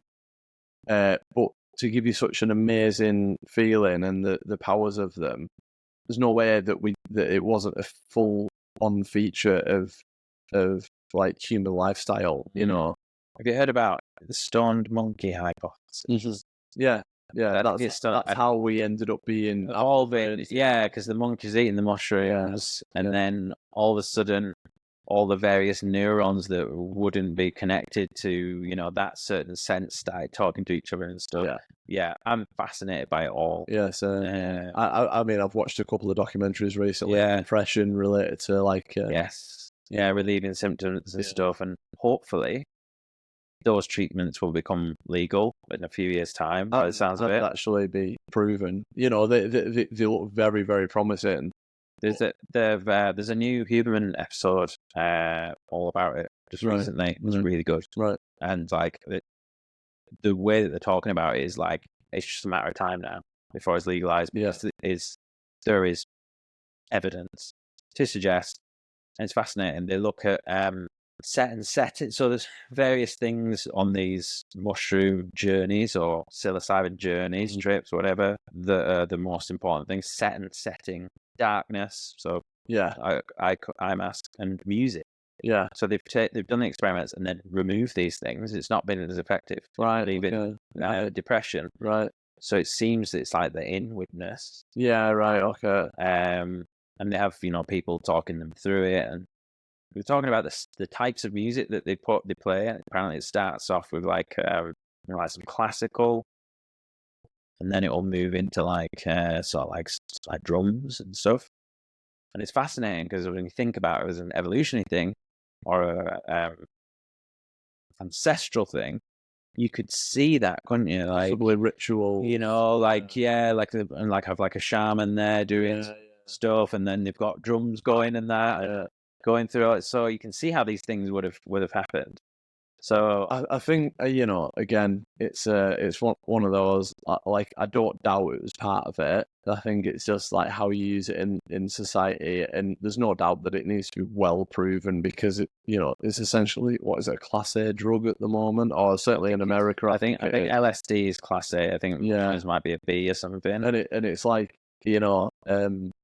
it's interesting. They do like MDMA, ketamine. Yeah, they're also looking at this and saying it's like help people and stuff. All this therapy and like I have huge interest in it's like Sweden that have decriminalized all drugs and stuff, and the benefits, not just from being able to give people access to certain drugs that are probably less what's the word, like destructive to society, but also the fact that there's no gateway anymore. It's like you can actually, like, people can honestly turn up and say, yeah, I'm a junkie, whatever, and I need some clean needles, rather than just like on the street, just all that kind of stuff, and getting actual help. So it's like, we'll give you a needle, but we also want to talk to you about what you're doing, all that kind of stuff, and the crime rates and all sorts, like amazing, really. I think it's it would be a nice approach to see other countries taking. Definitely. I haven't got a big nasty surprise, don't worry, a big embarrassing one. I know we're running into probably the 3-hour mark. So let's finish talking about parenting, family life. Okay. What's it like? How's things with 3? Yeah.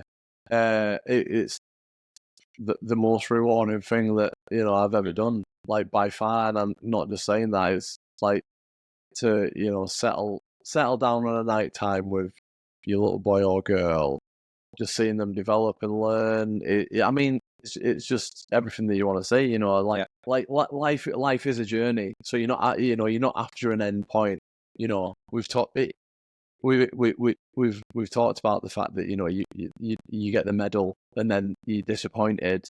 So it is totally about focusing on the journey, and you get sad at them getting at certain ages and like reaching milestones. Like, oh, that's the last time they'll ever be in a pram, or the last time they'll ever wear a nappy or whatever. But then they move on to something like greater, and I mean it's incredible. It's interesting because when you first have a child for the first time, your first child, like, it's really hard work, incredibly hard work, so stressful, sleep deprivation and all that. And then when you have 2, or like I've got 3, and say the older ones go to school, and then all of a sudden you're focusing just on one for half a day or a day or whatever it might be. Going from 3 to 1, you're like, it's so easy. Like, how did we ever stress with one child? It's like absolutely a walk in the park with one child. But again, it's just like levels, isn't it? Levels of expectation and demand, and especially down in your approach in the early days. Exactly. Yeah. But I mean, again, I have been incredibly blessed with having the most maternal mother of my children that could be possible. So that means, I get to de-stress. I get to do the gym. I get to come and do a podcast for several hours. And so I get to get away when I need to. But it's so good. It is everything, mate. Really, like to sum it up, like life for me, like if that went away, it would just feel totally empty. I 100% believe you, and I believe everything you're saying is true. Yeah. I don't believe it's a stock answer to of course you're going to say it. But I 100, I do believe you. Yeah. And it does seem from outside looking in that you guys are really happy and everything. So very nice to see, and the same with Phil as well. And do you know what I mean? It's lovely, and I'm proud of you. Do you know what I mean? Like it's beautiful to see, and you seem really happy. So yeah, it's hard at times, and sometimes you want a little bit more freedom. But I also think I do think about people who say, like, they have children, then move away into a city or something that's totally isolated. I don't know how they do it. People in worse situations than that, but that's an example of where I think, bloody hell, family support is massive. And being able to sort of, and we don't pull on it that much at all, but it's nice to know you can pull on it, and that you can have that support network around you when you need to. It's class, mate. And I know that sounds like one day you want to head down that path. 100%. But it's like it's tough because it is, in one aspect, it's like the number one goal. Yeah, it really is. But also I'm kind of like, I don't want to focus on it too much, because you can't just conjure it up. No. I can't optimize. There isn't a formula, unfortunately. There isn't a formula. Like, I do these many sets in the gym and you'll gain a girlfriend or but so it's tough. I've whole day in life is tough, and the online thing is a real challenge because it's all pretty much it's all online now. And would you prefer it to be the olden days? 100%, yeah, it's because, and I think everyone's feeling this, is because it's so easy to be comparing people when you've got hundreds of matches there. You're going, she's cute, but then she doesn't have, she's got nicer teeth or whatever, and you're possibly, it's subconscious, but you're doing it. Yeah. And they'll be doing it to me. Yeah. Because all of a sudden we've got this choice paralysis where there's just... Oh, God, yeah. So, like, a great example, you were probably fortunate to just hit the right time to meet Katie. I just missed out. I just missed out on the swiping, whatever you call it. I just missed out on it, which, has played out well for me. Yeah. Let's go 100 years ago, or whenever it was. On the most part, we've lived in small communities, maybe 100 people or whatever. Yeah. And in terms of eligible partners, there would be like, what, 3, 4? Oh, is that last down in that village? There's still one, and there's like, you know what I mean? And then you're like, well, she's kind of hot, and the other one's all right, or whatever, and that was about it. Yeah, you kind of got matched up, and that was it. And even when we were at school and stuff, there wasn't that many girls. No, like there was equal girls to boys or whatever, and whatever. Our year groups were like probably about 100, interestingly enough, or whatever, and there was 2 or 3 girls you fancied maybe, and that was kind of it. Like, there wasn't thousands of people in the radius, which covers, if you do a 25-mile radius where we are in Ulverston, well, it goes up to Blackpool because it's by the crowfly. So it's like, it's never going to work. Yeah, it might. Yeah, but penny has to get to Blackpool.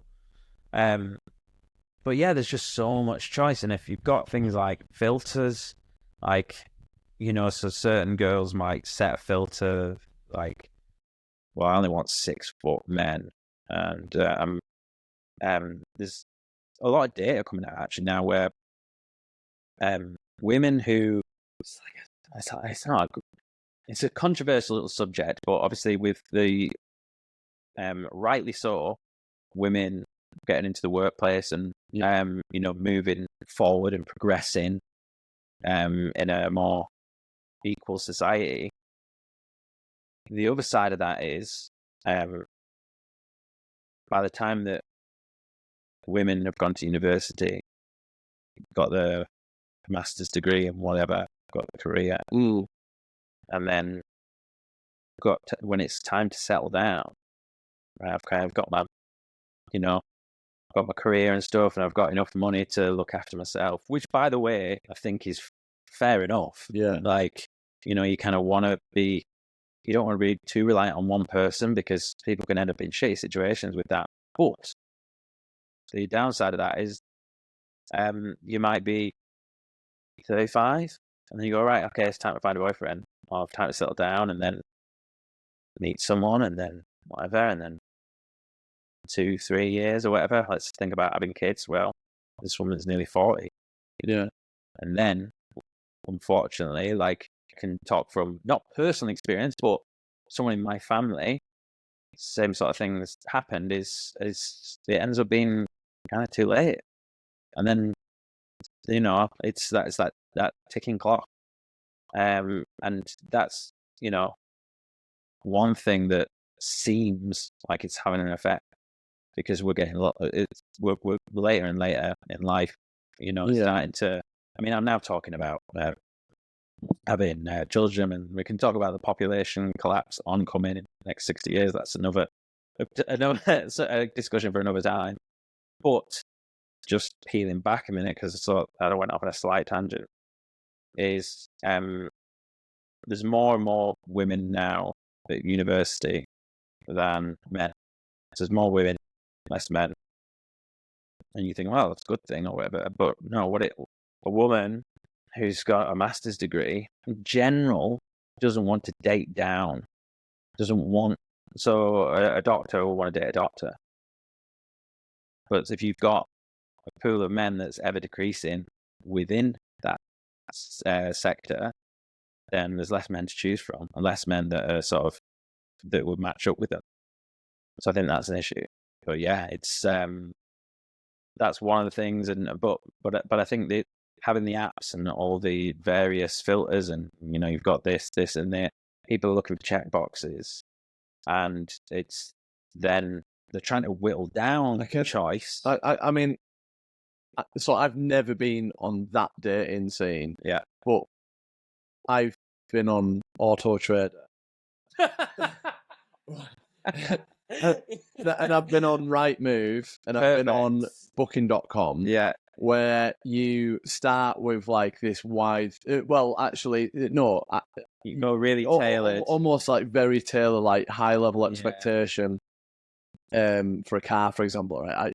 Go, and then you just widen and widen and widen until you're like, yeah, that's what I can live with. That's probably about me, actually, really. So there's almost like a disappointment with your selection, and I imagine that them apps are fucking terrible for that feeling. Yeah, and then not only that, but you've got this girl or boy who have spruced themselves up for a beautiful 5-6 photos, and they look absolutely fantastic, and then the reality is, so many people don't look like they do.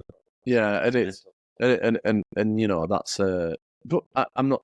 I don't know. Why wouldn't you make yourself look as good as you? Well, yeah, because everyone else is doing it. Yeah. So everyone else is fighting for. So it's like, well, if she's going to put that filter on, or he's going to put that filter on, or whatever, then you're like, well, everyone kind of needs to do it to keep up with it. Because if you put an unfiltered one or whatever, where you kind of don't look as good as the next person, then you've got things like social media, so Instagram, and everyone's putting, filtered pictures of this is how you should look, and this, then we're getting sort of conditioned in what people should look like, or what beautiful people look like. And I think as well, with the downside with the apps is, touching before, we were talking about how, you'd only have a certain amount of people to choose from or whatever. But usually that person, you would be linked to them in some way, like you knew their family somehow, or, you're mates with a brother or whatever, or something. So you had a connection, or, your friend was some link to them. Yeah, and when you meet someone in that fashion, because I obviously have, when I've been at school and stuff, it's so much more powerful. Yeah. Because you've got this, like, link. Whereas when you meet someone online, and and even if I've met people from Ulverston or whatever, you kind of don't be like, you don't really have a link. Talk about the pubs that you might have both been in at some point. Yeah, there's no like referral. There's branching out to people that within your network. Yeah. Because when someone recommends something, like with Phil and Laura. There was a blind date that was set up, if I remember rightly. I think you're right, yeah. And they, even that, it's like straight away you're meeting someone and they've been recommended by someone else. So all of a sudden they've come with like a 5-star TripAdvisor review. Or do you know what I mean? Because someone's recommended them. It's a big deal. Yeah. Whereas if you meet someone online, it's like, well, who knows? And again, it's not really conscious, but we've talked about this for a long time, but it's not easy. I mean, my approach at the moment actually is to sort of come off them all. I'm still on them, like I leave them running in the background, but I've deleted them off my phone, and I just every now and then I'll uninstall. Uninstall. Yeah. Because otherwise I keep checking. Yeah. You don't want to do the keep checking bit. Yeah. So, but yeah, I think not easy. I don't have any advice, unfortunately. So, but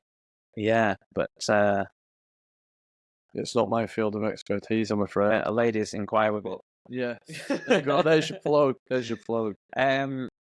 Right, we were talking about parenting and kids very quickly. What about like getting kids into sport, and are your kids into sport, and how do you balance that encouragement with sort of acceptance of if they might not be naturally into it?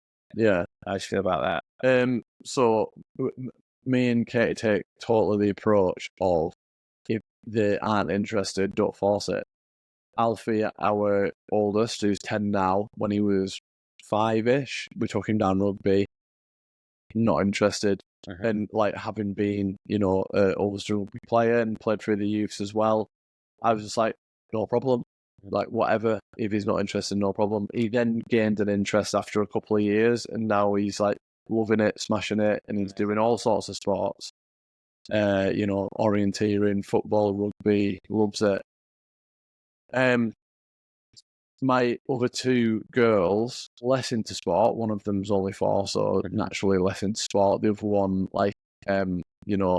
quite likes, gymnastics and stuff, but waiting to get into that field a little bit.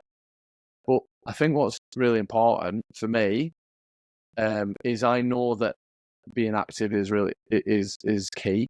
So at weekends, putting time aside for going on bikes and exploring, and we will get like mucky and stuff on purpose. We'll get our in winter we'll get out all our waterproof gloves on, get dirty, and it doesn't matter.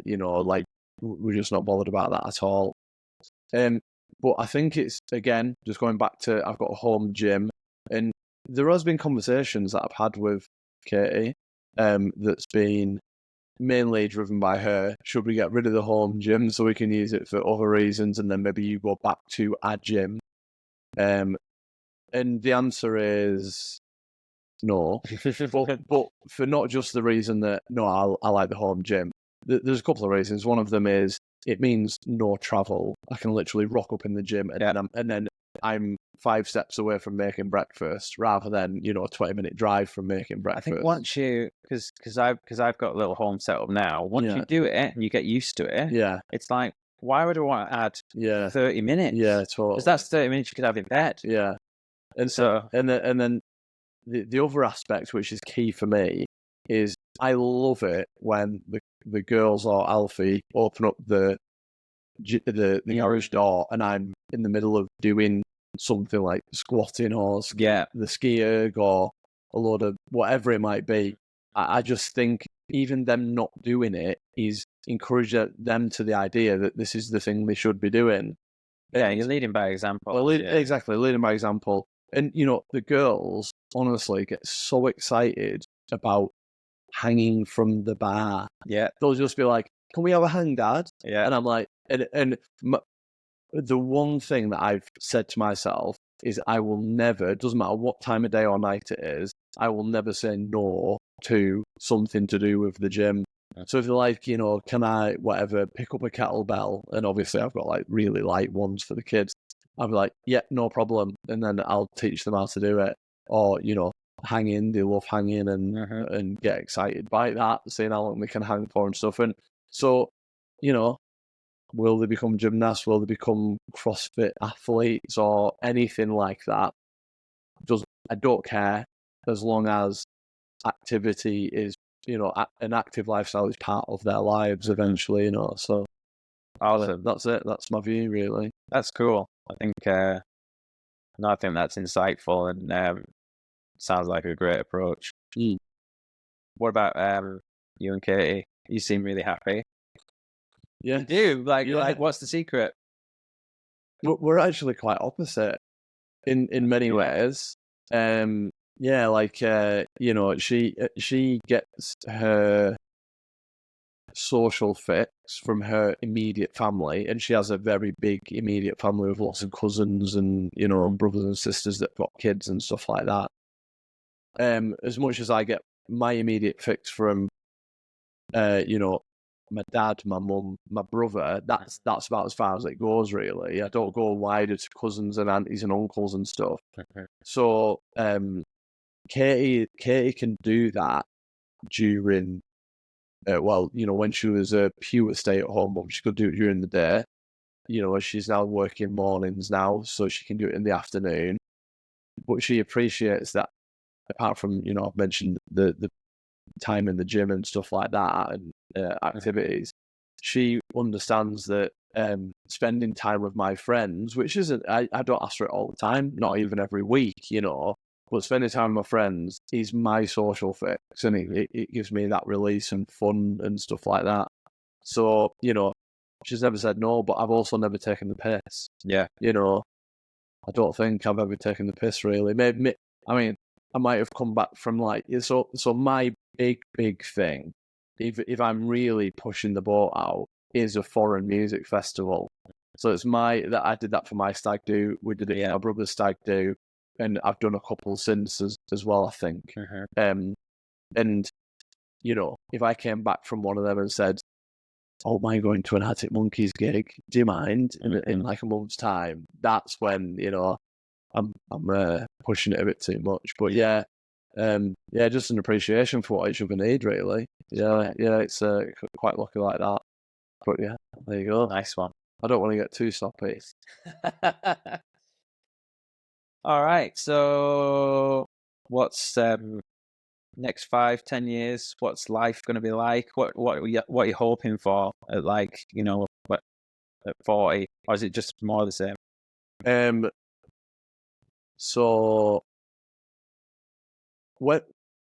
there's a couple of things. I guess from a fitness and goals perspective, I really hope that I'm in a physical ability to do some stuff, because in my head I've got this idea that when I turn 40, I can enter a over 40s category, which might give me give you an edge. Yeah, give maybe, you know, like, you know, if an over 40s category is 40s to 50, then maybe that's a good opportunity to give me a bit of an edge there. Yeah. So from a physical perspective, that, but God knows, as long as I'm taking over, I guess. And then not really bothered about being, you know, having loads of money. Never really bothered about having loads of money, but I definitely want to make sure that we're well secure in the future. So one of, you know, I've said I'm a jack of all trades. So my latest trade that I'm sort of dabbling with at the moment and finding very interesting is like stocks and shares. Nothing too dodgy, you know, not playing with any money, anything that I couldn't afford or we couldn't afford.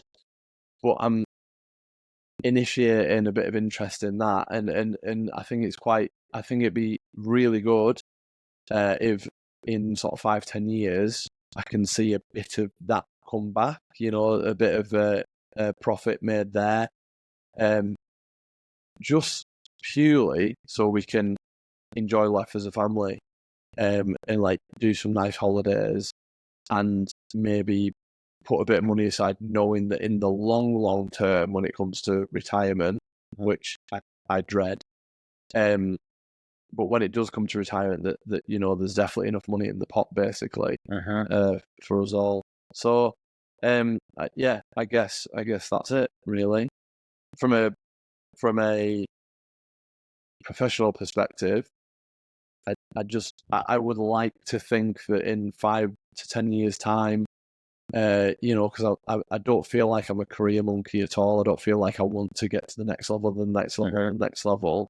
But I would like to think that, you know, people can look back at me over the next 5-10 years and be like, he was a really good boss, or leader, and that, you know, I don't know, that I can progress off my own merits, as opposed to, you know, the other ways people can progress in business and stuff, which is, you know, bit less organic, really. Yeah. So yeah, that's it, really. No, I think they're good things to aspire to. Yeah. Nice one. Well, listen, mate, thank you. I think we'll bring this one home, and yeah, it's been great, and thanks very much for coming on. We'll put all those links and stuff in.